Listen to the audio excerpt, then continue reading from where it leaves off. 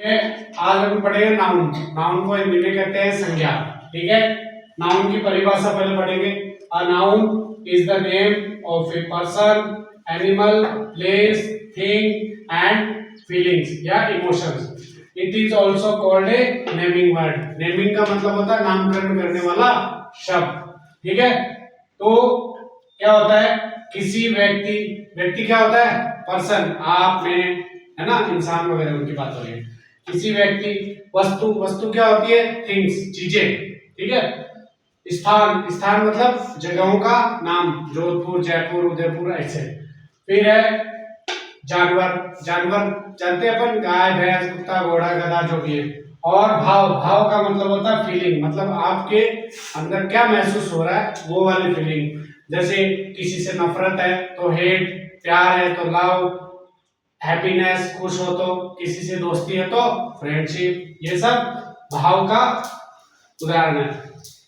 भाव का बोध कराने वाले शब्दों को संज्ञा कहते हैं। अब इसको पूरे को एक साथ पढ़ते हैं।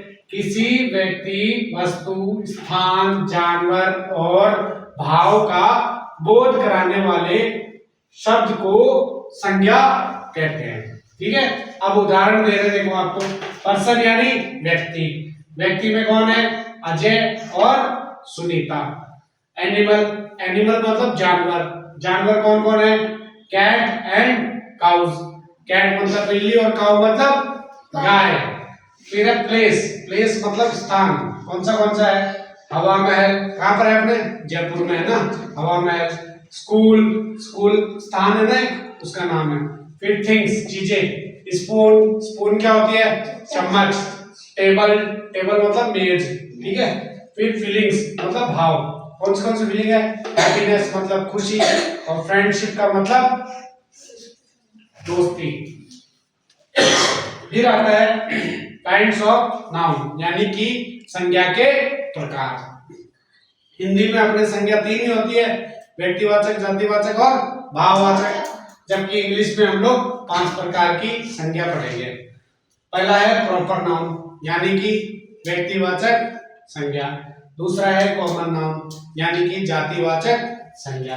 तीसरा है कलेक्टिव नाउन, यानी कि समूहवाचक संज्ञा। चौथा है मटेरियल नाउन, यानी कि पदार्थवाचक संज्ञा। फिर है एब्स्ट्रैक्ट नाउन। एब्स्ट्रैक्ट नाउन है इसका 5वां भाग, जिसको बोलते हैं हम भाववाचक संज्ञा। इसको पॉज करना। तो हमने 5 प्रकार के नाउन देखे, प्रॉपर, कॉमन, मटेरियल, एब्स्ट्रैक्ट और कलेक्टिव, है ना। अब आपके पहला नाउन है प्रॉपर नाउन। प्रॉपर नाउन को हिंदी में कहते हैं व्यक्तिवाचक संज्ञा, यानी किसी व्यक्ति, वस्तु या स्थान का विशिष्ट नाम, मतलब पर्टिकुलर नाम। जैसे the special name of any person, place और thing is called proper noun. किसी व्यक्ति, वस्तु या स्थान के विशेष नाम को व्यक्तिवाचक संज्ञा कहते हैं। एग्जाम्पल में रमेश, दिल्ली और रामायण। रमेश क्या है, किसी लड़के का नाम है, दिल्ली किसी शहर का नाम है, और रामायण क्या है, किसी पुस्तक का या बुक का नाम है। प्रॉपर, इसमें स्टार मार्क है, एक आपको नोट करने लायक वाक्य है। Proper noun always starts with capital letter. जहां भी वाक्य के अंदर प्रॉपर नाउन आएगा तो उसका पहला अक्षर जो होगा वो कैपिटल होगा, बड़ा होगा। समझ गए? जैसे रमेश का आर बड़ा है, दिल्ली का डी बड़ा है और रामायण का आर बड़ा है। इसी प्रकार दूसरा पार्ट है अपना कॉमन नाउन। कॉमन नाउन होता है जातिवाचक संज्ञा। जातिवाचक का मतलब है कि वो किसी पर्टिकुलर ग्रुप की जाति बताता है। जैसे किसी का नाम मैंने यहाँ लिखा गर्ल, यानी उस गर्ल वाली जाति में सभी लड़कियों के नाम शामिल है ना। फिर स्कूल, स्कूलों में अब बहुत सी स्कूलें हैं, संगरिया, महर्षि, जो भी, लेकिन एक बार बोलिए स्कूल मतलब सारी स्कूलें उस स्कूल वाले सेंटेंस के अंदर में आ जाएगी। फिर है टेबल, तो टेबल में भी अपन क्या है ना, अलग अलग टाइप की टेबल होती है।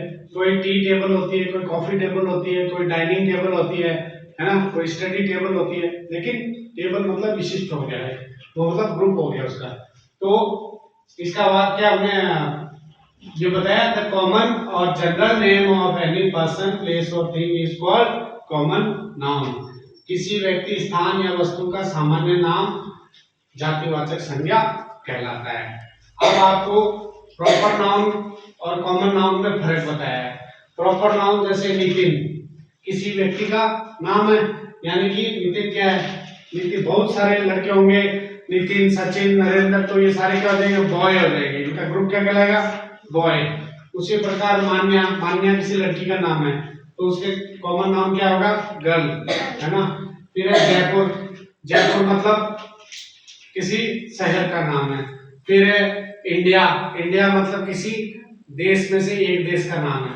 फिर माउंट एवरेस्ट, यानी कि माउंट एवरेस्ट किसी पहाड़ी का नाम है तो उसका क्या हो जाएगा, माउंटेन, है ना।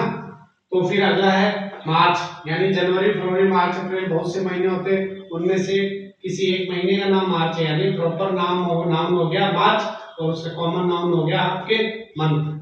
फिर है दिवाली, दिवाली, होली, ईद, क्रिसमस, ऐसे बहुत सारे त्योहार होते हैं तो कंबाइनली हम उनको क्या बोलेंगे, त्योहार, ठीक है।